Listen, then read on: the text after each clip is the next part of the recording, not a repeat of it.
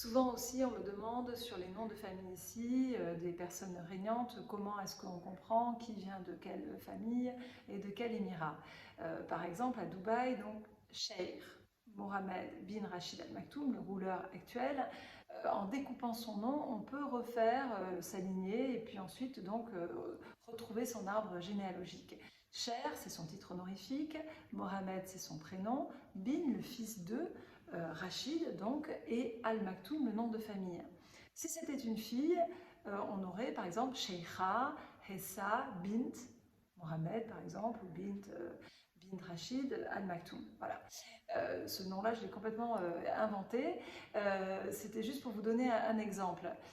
Vous avez donc la famille Al Maktoum qui est la famille régnante de Dubaï, la famille Al Nahyan qui est la famille régnante d'Abu Dhabi, la famille les Qassimi qui sont donc la famille régnante de Sharjah.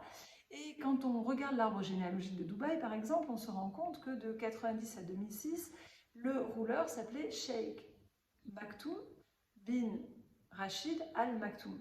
Comment est-ce possible qu'un prénom soit le même que le nom? Donc moi j'ai fait des recherches parce que évidemment j'avais envie de comprendre comment c'était possible. Et donc souvent le nom de la tribu est un nom d'un ancêtre, alors soit un grand-père, soit une personne un peu avant.